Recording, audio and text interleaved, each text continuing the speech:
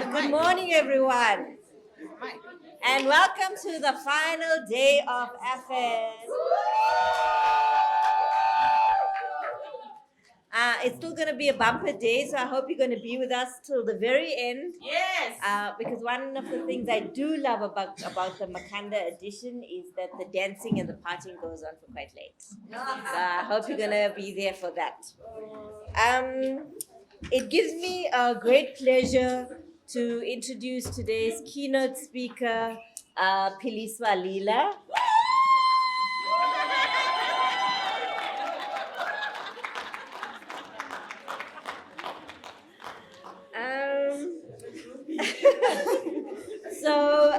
Philiswa is a visual artist and researcher. Yes. Her work is concerned with memory, histories, and theories of personal experiences, identities, and subjectivities.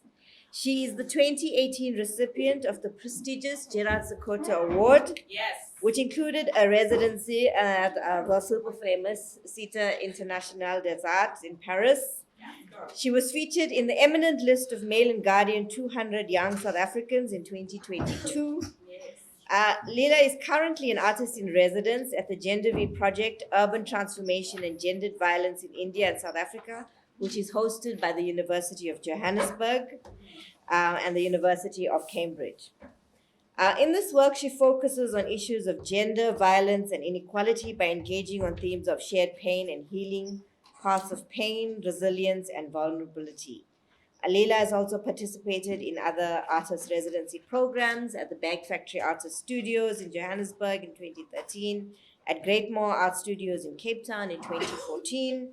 She has an MA in art history from this university and has presented her research in quite a few conferences, including the National Conference of the South African Journal of Arts History, the 34th Annual South African Visual Art Historians, and the Narrative Inquiry for Social Transformation Colloquium and Summer School.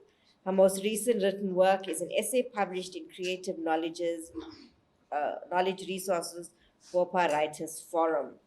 Philiswa, of course, is an absolutely fantastic artist. She works in a variety of media, including painting, but also with beadwork as well. She's also a performer, and her curatorial projects as well, extend beyond sort of the gallery space into the public space. So, Philiswa, without further ado, I'm going to hand over to you, and you are not allowed to ignore.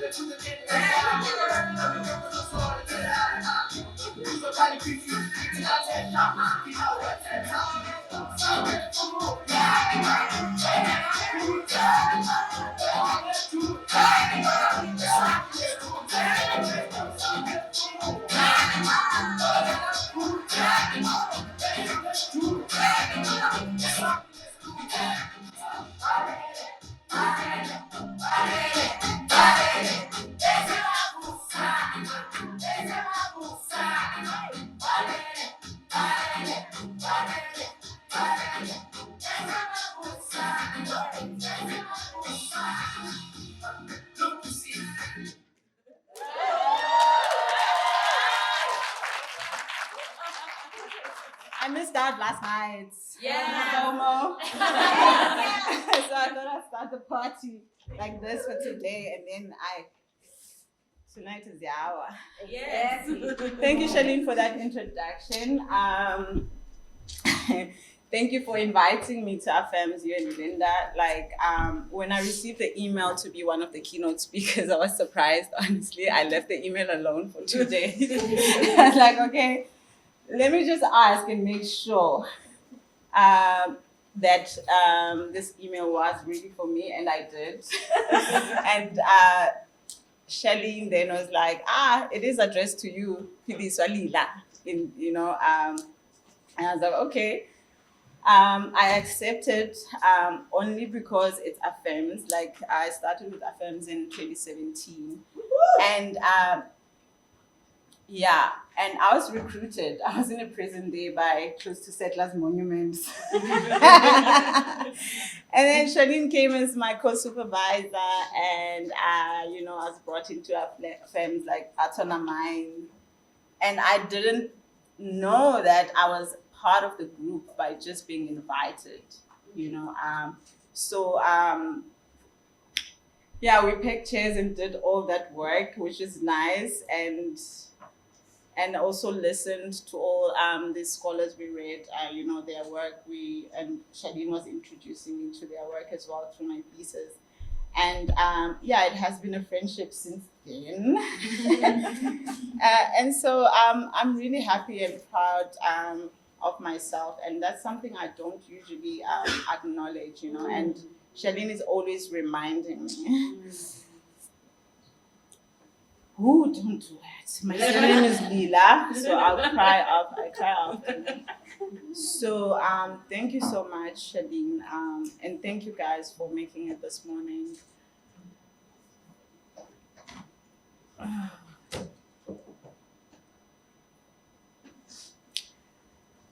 So, Kabelo Mabalane, Mr. Buga Love, Mr. Buga Two Shoes, Mr. Pansola for Life, is a South African kwaito musician. So he's the member of TKZ, an award-winning South African group in the kwaito music genre. So the song that I just played, For As Long Saphefumula, It's My House, it's from his second studio album, solo album, and the album is titled The Rebel with a Cause, which was released in 2002. For As Long as Saphefumula, It's My House is the most popular song in the album, but there are also other tracks like Aye, Kgalemela Lenyatso and Inche Gazi. My most favorite is Stay With Me, which is a love song. So when my parents heard this song, For As Long as Saphefumula, for the first time, they really enjoyed it, especially my mother. So they were drawn to the intro, which is also the bridge of the song. It's my house. It's my house. So the rest of the lyrics really didn't matter to them. So fast forward to 2015, Kabelo releases his memoir, I Ran for My Life, My Story. So this book is an honest account of Kabelo Mabalene's life with his family, schooling, abusive father, music career, drug addiction, and what he described as a resilient life lived. So Kabelo says that drugs masked his insecurities and gave him confidence. So when he made the album, The Rebel with a Cause, it was during his sobriety. So in an interview with MacG podcast, so I watched a lot of interviews, but I enjoyed this one because of the questions that MacG was asking him, like just being out there and open, and going for it. So these uncomfortable questions. So Kabelo says that the success of his two first albums, Everybody Watching and The Rebel with a Cause, kind of validated his creative genius, in making good music, because it seemed everybody was really ready for him to fail because the drugs were not in his system anymore. So what is unique about The Rebel with a Cause as a kwaito album is that it has jazz music influence. So there was a live band during the studio recording. So this jazz influence and guaido is a mixing of genre and a multidisciplinary and multi-layered process that makes the Rebel with a Cause an incredible album and a work of art, really. So the jazz influence, Kabelo says, comes from his father, who was a jazz lover, who Kabelo admittedly was trying to impress. And this is evident in the last track of the album, which is titled Jazz Lover Undercover. So because Kabelo speaks a lot about his father's abusive nature in the book and in numerous interviews, I interpreted this voice, Kukwam Apha, as his father's voice, a masculine, patriarchal, violent man who performs power over his family. But then again, the voice, "It's my house," sounds feminine, pitchy, yet at the same time with a deep vibrato. And I think this is the voice that my mom resonated with whenever she heard the song. So listening to the song again and again, for as long as ngisaphefumula, ngizohlala ngigudla ngesami lesikhundla. Balele. Esobavusa.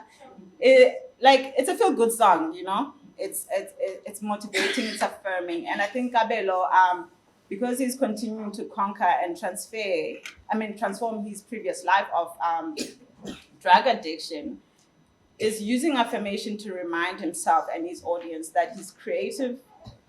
He's a creative human being, you know, and the drug use created a persona, but not the gift of music within him. So they better sleep on him, in fact, and now he will wake them up, and indeed he did.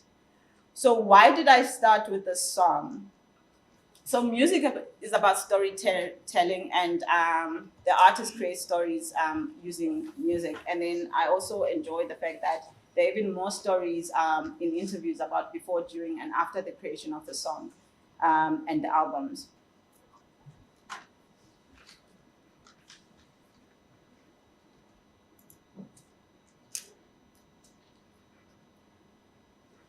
So what I'll be showing you today is a body of work from my artist in residency with the Gen V project, Urban Transformation and Gender Violence in India and South Africa. It is a research study on that focuses on gender violence. It's with the UJ and Cambridge. So this research is a comparative study between South Africa and India, India in Delhi and South Africa in Johannesburg. And in Johannesburg, mainly looking at Alexandra and Sandton. So the team of researchers conducted interviews, collected stories from individuals who have or are encountering gender violence, and it's either they are staying in Sandton or they were born there, Sandton and Alex. So they also conducted interviews with rescue centers, police stations, psychologists, lawyers, and they were also interviewed as part of the fieldwork. So I came in as an invited artist, like, to interpret the fieldwork, and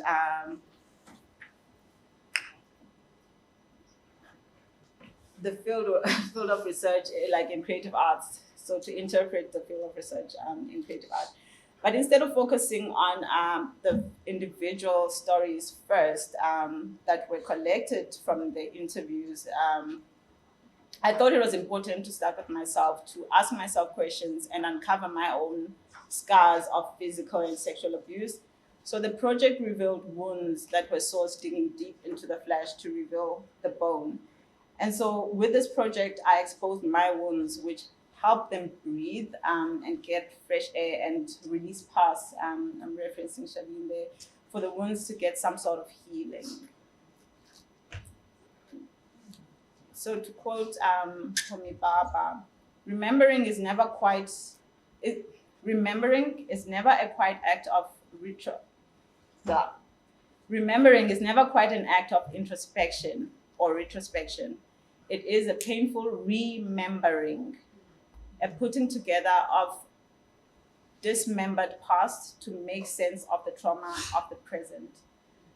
So while I was looking into myself and looking at the research as well, the interviews, the idea of home became really important as a point of reference.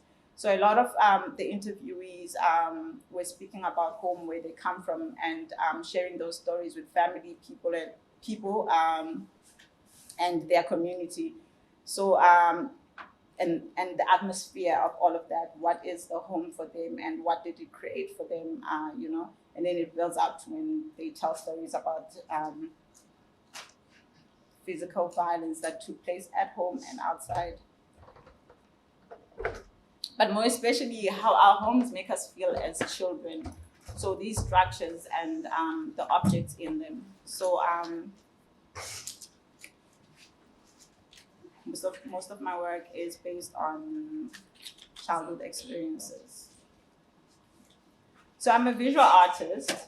In 2001, I created 2 exhibitions, Willing to Share and Pain is Love, on our website for the Gen V project, My Life, Our Stories.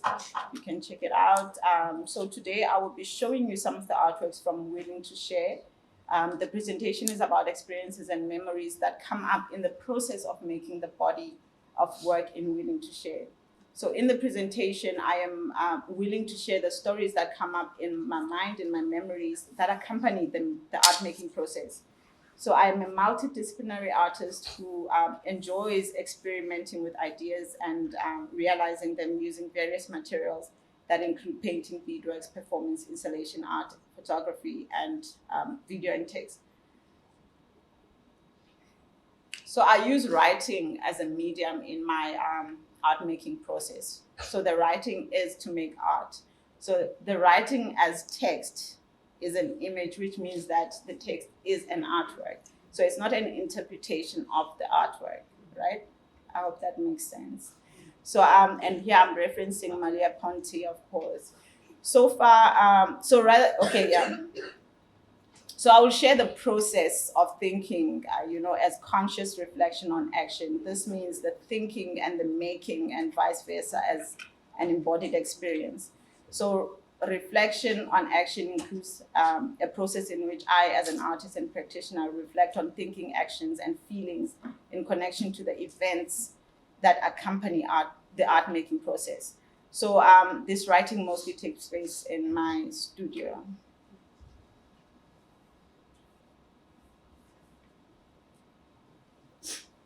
So please note that in the presentation or in the questions, the question and answer session, I will make mention of gender violence, physical, verbal, emotional, sexual violence, rape, child abuse, harassment, amongst others. What happened?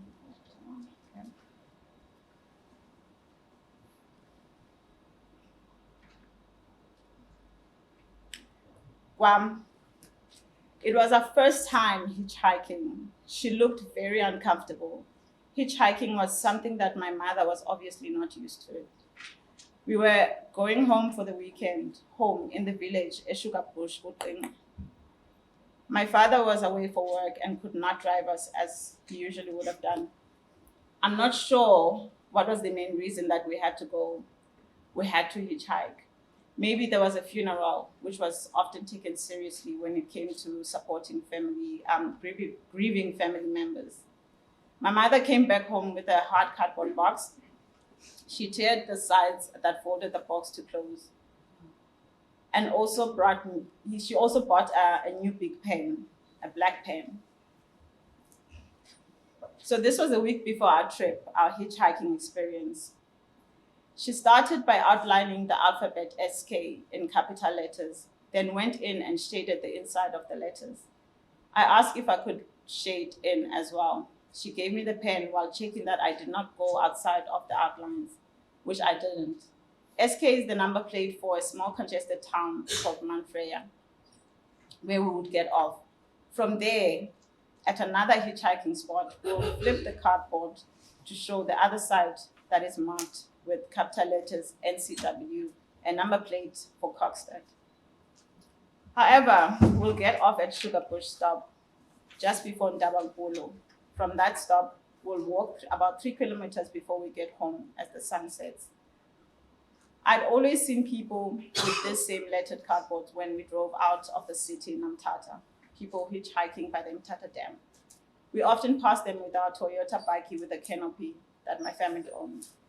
My sister and I used to ask our parents again and again, if not every weekend, where were these people going?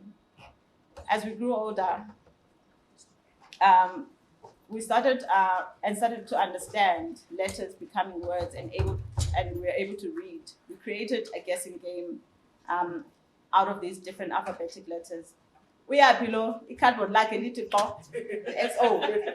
People traveling to Utsolo would use the letters XO, to Kumbu, XV, to Kokstad, NCW, to mention those that my mother could remember. So we took turns guessing, making points like of who won the game. When coming back on Sundays, the game would be boring, of course, because many people were traveling back to Mthatha with their boards marked XA.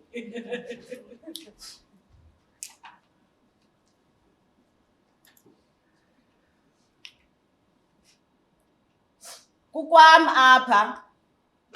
Umama often reminded us, especially when there were chores to be done, especially in the village, especially early in the morning.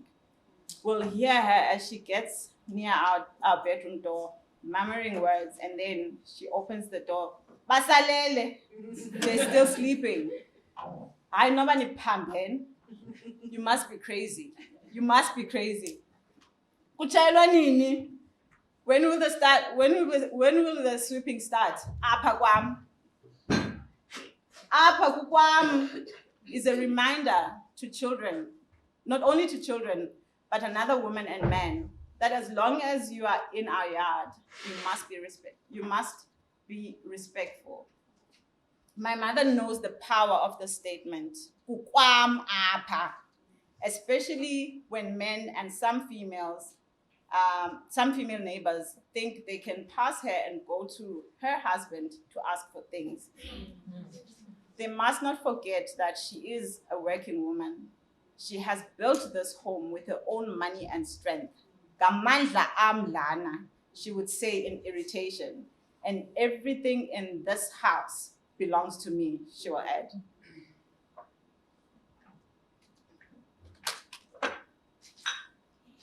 My mother often thinks about Nomathemba. We called her Auntie. Auntie had this big personality. She was an extrovert and a people's person. Auntie smart. Let me just tear that.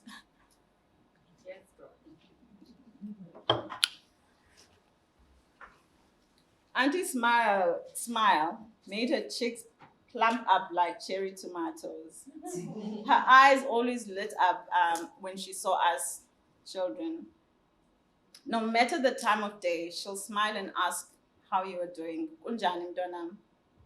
She was very welcoming, warm, and loving. Well, Aunt is older than my mother. She's basically a grandmother to us, the kids.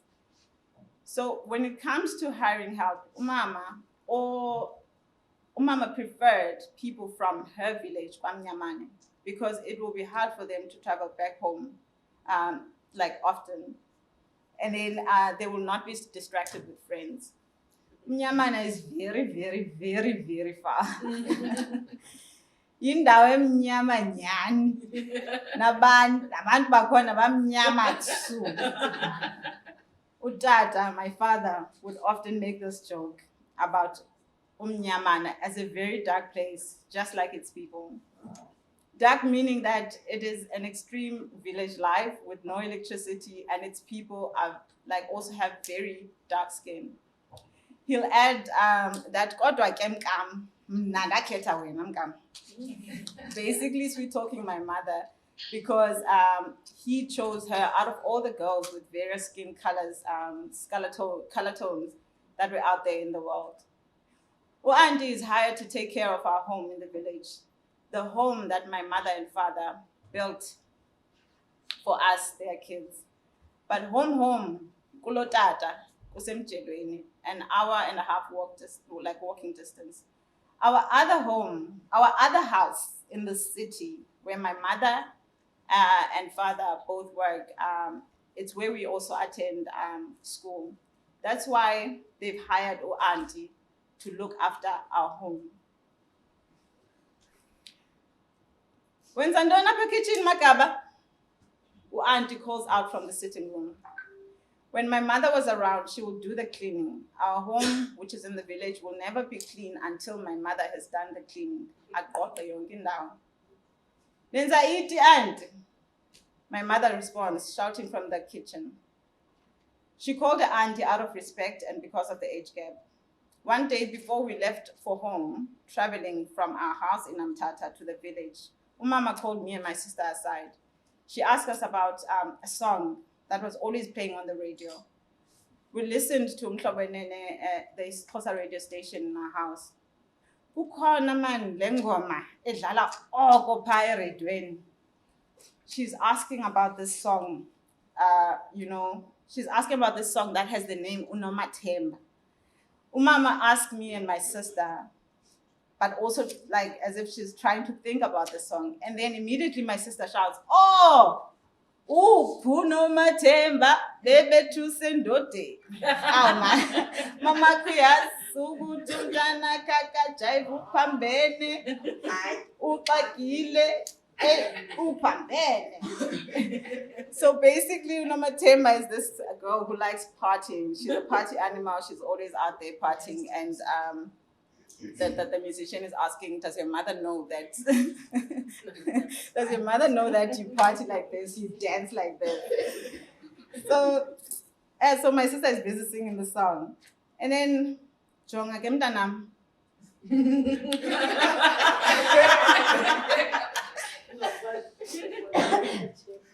Jonga ke mntanam, ungazuphinde uyicule lo ngoma. Look, my child, don't ever sing that song again. In that moment, as teenagers in high school, we understood the meaning of the lyrics in the song because we had been reprimanded before not to sing songs like Tati Skupu by Afems and not to sing any song by Bomshak. Apha kwam. However, Mama this time told us, Auntie's name is Nomathemba. And by singing the song, it will be disrespectful to her. But Mama, it's a song by Tebe, not auntie. Because auntie is old and she can't be Unomathemba. She can't be the Unomathemba in this song, my sister pointed out. The look my mother gave her turned that statement into a cold silence. My sister knew not to say anything else after that. Ndicela undibale nami magaba apho etini. Auntie adds, still shouting from the sitting room. Auntie asked my mother to make some tea for her. Auntie asked in the same manner that Umama would ask us, the kids, to make something for her when we are in the kitchen and she's shouting from another room. Ufuna iti yodwa auntie? Umama asks with a tone that sounds as though she's testing how far this tea preparation will go. Nesonga wethu magaba. Auntie responds with a light-hearted voice. Umama is now preparing rooibos tea with milk, 4 spoons of sugar, and 2 slices of bread without margarine, while auntie is in the sitting room watching Generations on TV. When it comes to work, cleaning, fetching water, cooking, auntie would do her chores or her housework at her own time and pace. Since she was used to being on her own, looking after her home, she had her own routine of doing housework. So when I shared this section with a friend of mine, Ivuguvugu, Kumani Mandanga, she mentioned the fact that it's so interesting because people who work in our houses, they come in and they have this power and authority to move our things around in order to make the space like comfortable for us to live in. So they'll be moving things like how you place spoons, plates, cups, and also how you fold your clothes or cook up with salts, So, and then this reminded me of my mother when she tells auntie, "Yabona ke, i-room divider yona. Ndicela izitya zam zihlale apho bezihleli khona ngoba kaloku andizuzazi xa sekukhona engekho. Sukumisa nje wena anti, ususe ukungcola, uphinde futhi uyibuyisela apho ibihleli khona. Ndiyabona kaloku apho umuntu mna ebebambe khona apha kwam. Ngoba okay, ndiyabona apho umuntu abambe khona apha kwam. Ungabona emninzi kangaka uTupperware apha kwam. Ndiwazi wonke. So here my mom is telling auntie that, you see, our room divider, when you are cleaning, please just move the object and then clean the surface and then place it where it was. Because I don't want to then next thing things like go missing, right? And so my mother, this is a way of making sure that her Tupperware is always intact. You know, she knows where she places it and she must find it there.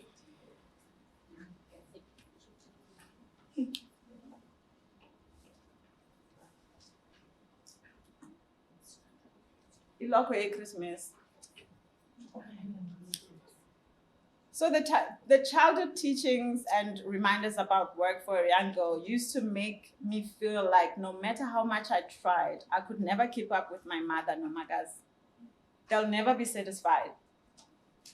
So I'll wake up early before everyone, make the bed, remove dirt from the couches, sweep the sitting room, dust the wooden furniture, polish the floors, clean the toilets, sweep the yard, inside and outside, wipe and dust the windows outside, and make porridge. So mama, kanye, magas, they will wake up, make their beds, remove the dirt from the couches again, sweep the sitting room again, dust the wooden furniture again, polish the floors again, clean the toilet again, sweep the yard inside out, wipe the dust from the windows again, and eat the cold porridge.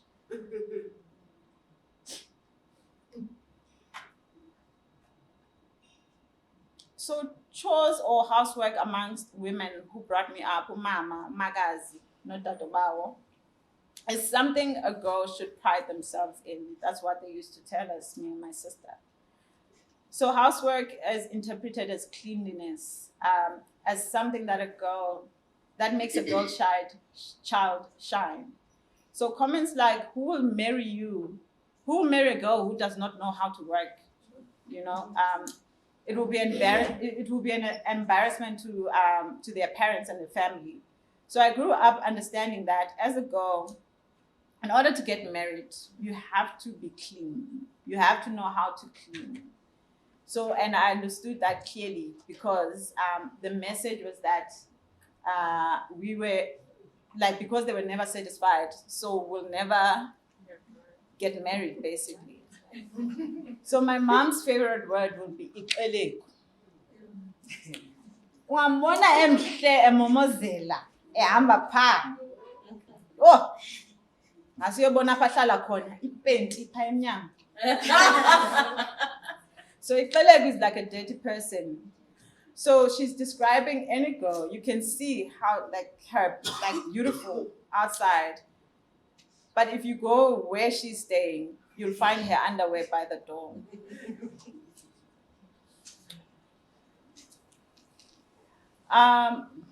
So yeah. So these stories basically are the stories that were in my mind as I was making the artworks. You know, are the stories that never make it to you, like analyzing and writing about your work in artist statement and in walkabouts. So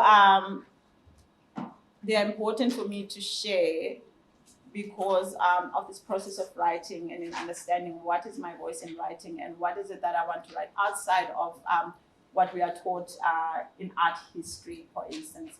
Because you come into art history or writing your thesis with a story more than a theory, you know? So how about telling the story first and using that as, you foreground that into your theory work as well. So I'd like to take this moment to thank my writing group, the Secret Society of Publishers with Londiwe.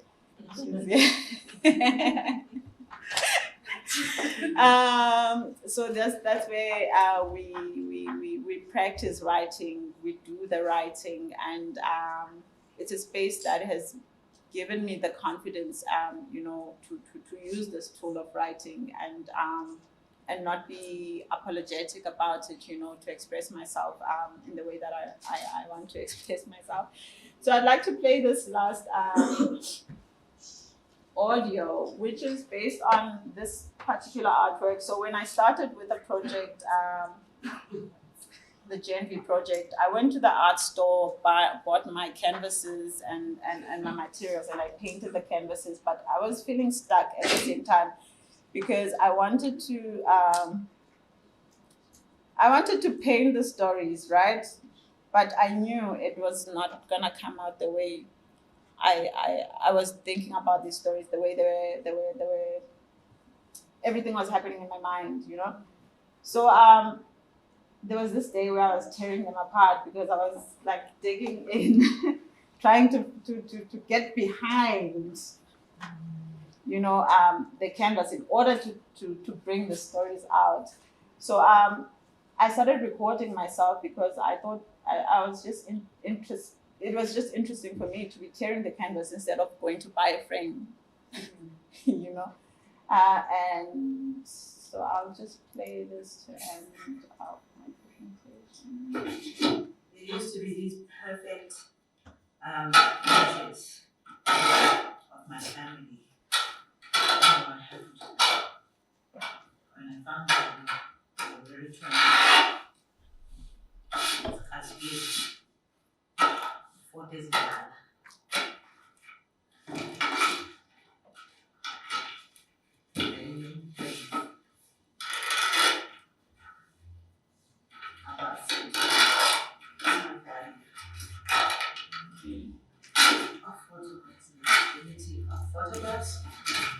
Photographs, how they actually change within themselves over time. So, as much as they are preserved, we'll try to preserve them. There's no guarantee at the same time that they won't change over time. It's paper. They're meant to change, they're meant to travel through time on their own. And I feel they do express themselves in this way. So this is not me destroying an artwork.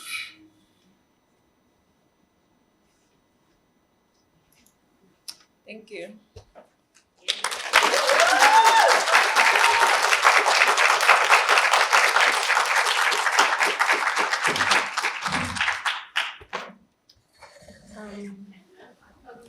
Thank you very much for that, Philiswa, and the kind of thinking through that's involved in how we process what becomes the vignettes of our lives, and how we start thinking through selves, thinking through our worlds, thinking through the inherited histories, but also the kinds of futures we want to develop for ourselves as well. Questions? Comments? Feedback? Of course, we should. Of course, it's Philiswa. Philiswa, I love your work. Maybe because I like you more, I don't know. So, auntie, is it like the helper okanye? Is it auntie was a family? And if was a family, why were the city auntie? Or is it one of those who are okay, if a kaya Philiswa Lila, and then my son will grow up calling me that as it's no sorry.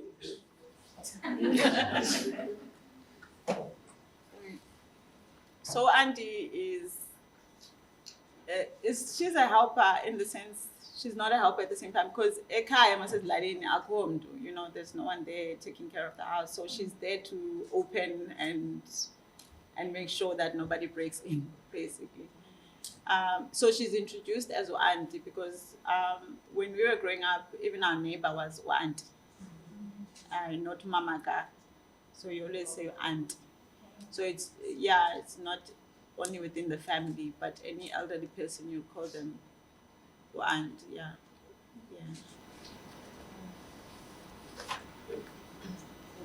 Philiswa, thank you so much. I'm sorry I missed the beginning of the presentation. There's too small, well, I don't know. Let me just say it and then we'll see if it's two small things or if it's too big things. I love what you were doing with the idea of with the idea of home and the way in which you kind of lay out, because of course home, there's so many words for home, right? And I love the so I wonder if you could, so this is part of what I was thinking as you were speaking.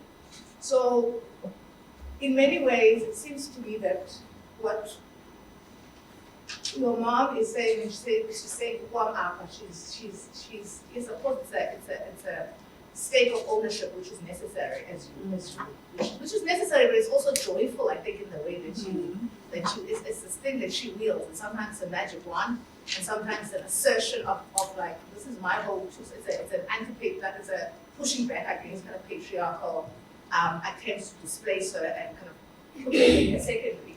But also she wields it over all of you, right? Like on the one hand, so in the sense in which like your home in that sense, ekhaya, is often thought of as the first order of home, right? Ekhaya, like, so ekhaya, I can do whatever I want, right? It's like the freest person in the home is the person who Kukwam. But I love what your mom is saying. Is like, this may be your home, but this is your home. I own it. You know what I mean? It's like it's so I really like that level, that I don't know, just the kind of beautiful way in which you read that in, because the unquestioned claim to home is usually the child's, right? The child of that home is the one that really owns. I mean, okay, the man, but like the man is gonna go, right? The idea is the long claim. The long claim is the children of that home own that home, right? But I love what your mom is saying. Well, I mean, yeah. So that's the first thing, and then the second thing, I really, I don't know how to. It feels like something like you're beginning, like you're pointing to and theorizing something really important around the relationship between Auntie and your home, and her stake in your home, right? So in the one hand, formally, she's taking care of someone else's home. But that's not really how she's behaving.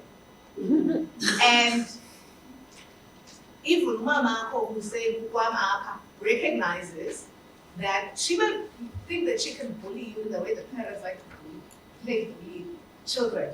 I don't mean bully in the violent sense. That's why I'm bullying in quotation marks. So she will say, Kukwam Apha, try running, as you say. But when Auntie wants, she's thinking, I think this is the goal, but she's doing it. Yeah. Right? So the sense in everything in the home, weird, but not really. So there's so I just thought I'd offer that. That I think that what you're really complicating in this kind of beautiful way, the way in which we can begin to think about taking seriously the multiple claims to home, but not in this kind of big, only in this kind of big contestatory or automatic ways. So anyway, I just wanted to offer those, and also just kind of thank you for thinking so much about that relationship. And I think also you complicate the relationship between, because in some ways, Uandi has this ambiguous position, right? And I think in South Africa, we think we have figured out what it means to be the black woman who works in another black woman's home. right? And there's a lot of loud stuff about what that is. And yet there's so many other dimensions and other experiences of that relationship that sometimes someone in your position as the child of the home where might feel, okay, I don't want to be defensive. So thank you for sharing that, because I do think that that big narrative needs to be unsettled someone. Because, yeah. Anyway, but thank you. And I think you can see how exciting I think your thinking is kind of provoking and making me think. And, yeah. Thank you. Teacher, and then Nadine. Okay. Philly, I'm sitting here close to tears because I arrive at Nomathemba as well for some strange reason in my PhD journey, and I would like us to have a conversation about Nomathemba because it's Nomathemba. Yeah, and we need to have that conversation. So thank you for that. Thank you.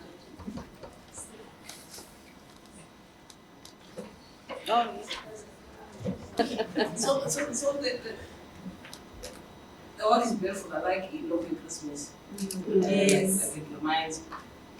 I was wondering if when you're doing the work, what is the smell that is lingering in your taste buds? And because that for me, I feel like it would have added some texture to the work. The smell. When I think of my mother's home, I think of baked bread, and I think of my grandmother, and I think of camphor.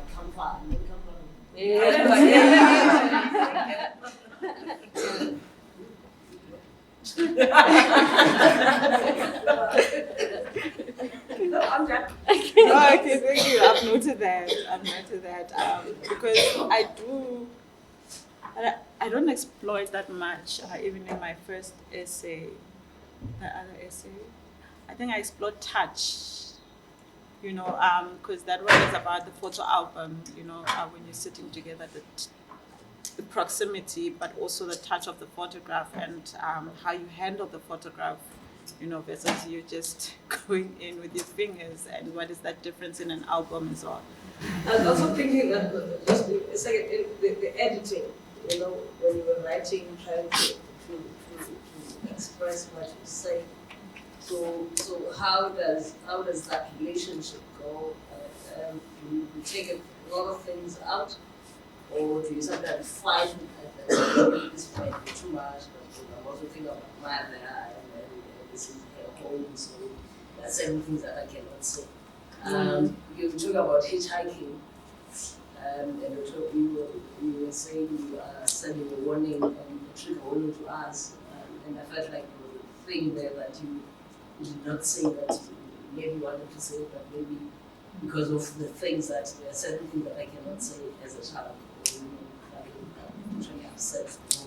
That's something. Not a question. No, because the study is on gender-based violence. So as much as I'm telling my story, like I said that when I speak about this work, to some extent, it will be based on the research as well. People sharing about their experiences about rape and sexual abuse and harassment. When it comes to the editing, because I wrote this for this, I've been writing it in my head, obviously, while I'm making the work. So now it's coming out in this form, and I'm continuously writing. It was not, I was not taking out anything. I think I've been adding to it more than taking out anything in terms of physically typing or writing on paper. And then when it comes to choosing, I think it's choosing what to share or not to share. There's a lot that I haven't shared. I think, especially when you look at childhood memories, because there are moments where we feel like there were things that really made us feel uncomfortable, and you haven't even dealt with them, and you haven't even find words to articulate them, and you haven't even found the courage to ask, even at this age, to ask what was happening there. This thing happened at this particular time. So those are the things I grapple with. I think that don't make it to in the writing, or they do make it in my personal journaling, sometimes. Thank you. And it's basically also the work we do in the writing group, because I don't know, it gave us that comfort to write, like to free write. So that's what I do basically when I was writing these stories. It's that free writing process. What comes in the mind, it's not because you're controlling it. It's just stories coming. As you're thinking about something, you're not worried about where it's going or where it's coming, where it's going or where it's ending. If another thought comes, you put it. If it comes next week, the one that you wanted, you write it. So that's how we that's how I approach writing, I guess, now. I don't control it in the same way that I don't control the materials I use. I need to play my song after this.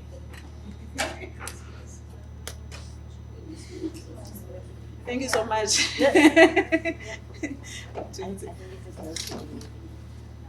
Lily? We must switch it on. Maybe I'm just following on from Vikazi, because I did just want you to return to the Lokwe visibility. I think it's beautiful, and I think that's just a slide to actually just slip by. Also, I think the point that was also raised was the language of touch. I think that also comes with through the Lokwe process, because you use all these beads and it's so beautifully translating like this language, right? That I think that we both really get from Brown is about the King, the Steve, especially the Christmas dress, the pride that's I think translated in that, but also like the stiffness of the dress and this one thing, especially it doesn't make it right? Like it's still annual and it's just embodied in a way. And also that kind of touch, the touch and how this language of touch, I think even in the Indian language, right, around caste politics. Like that is the making dirty process. It's the touch, the untouchability, the touching. And how that's such a, I think, a powerful language that goes in, right? Like that it is important to touch the way language rather than just provide frame, right? To like make it dirty, to touch it. Yeah. That was really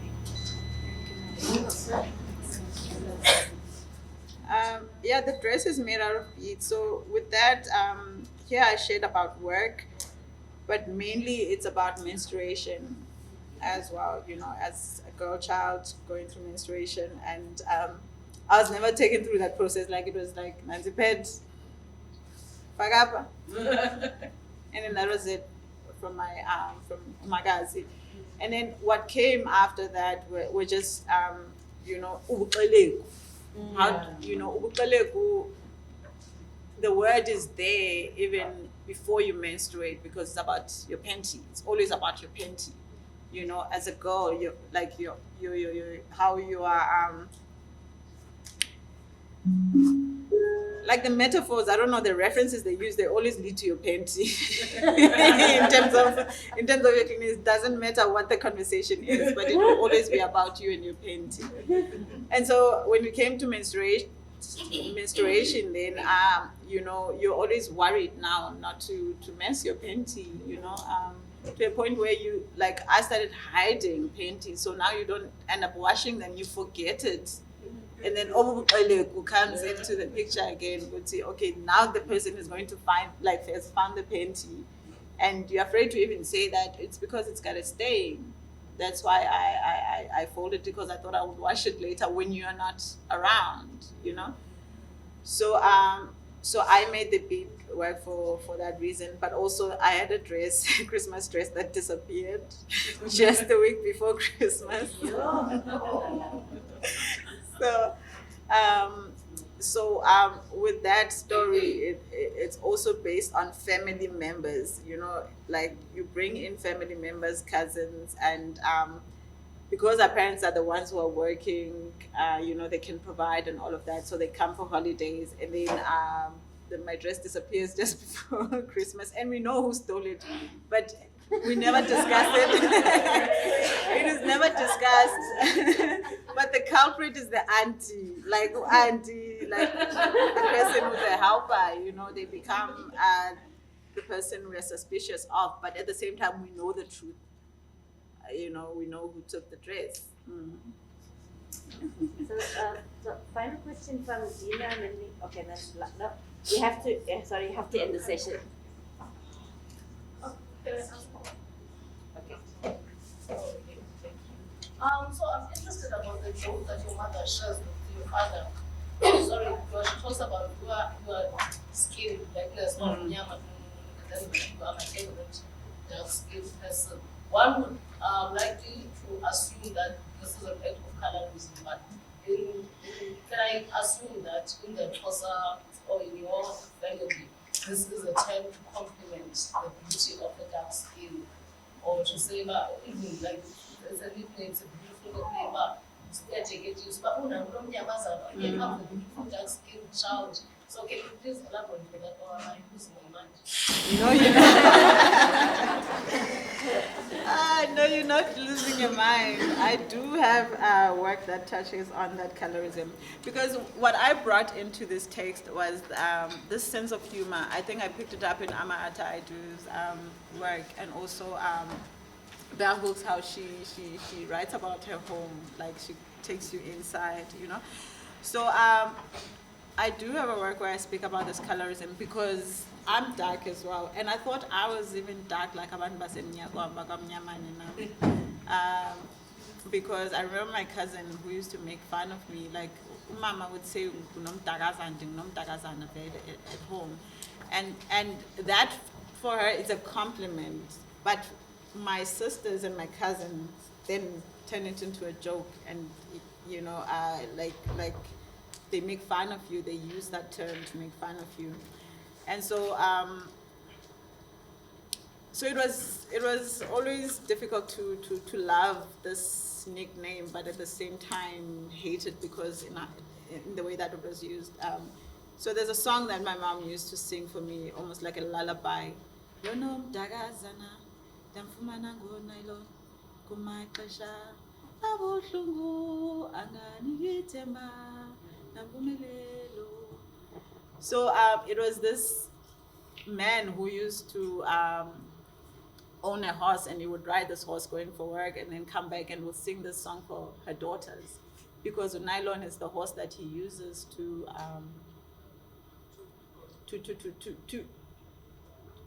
go work for them in order to provide. So my mom was singing the song in that context. Yeah, so I do actually explore that colorism, and I've also looked at Toni Morrison's God Save the Child, yeah, as well, looking into that aspect, yeah, of colorism. And Utata, I don't know what was it about Wamnyaman, because we never went to Wamnyaman. We don't know Mnyaman like that well, you know. So and my mom, like, she doesn't want to speak about Wamnyaman. Like, she doesn't want to speak about her mom and her dad. Like, her whole life, I have no idea what's happening there.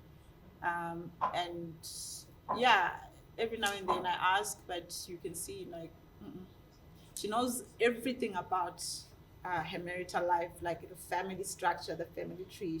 She's immersed herself in that story, in that family tree. But her own, it's a no-go area for now. Great. Thank you so much, Philiswa. Thank you, guys. Thank you for the question. Thank you very much.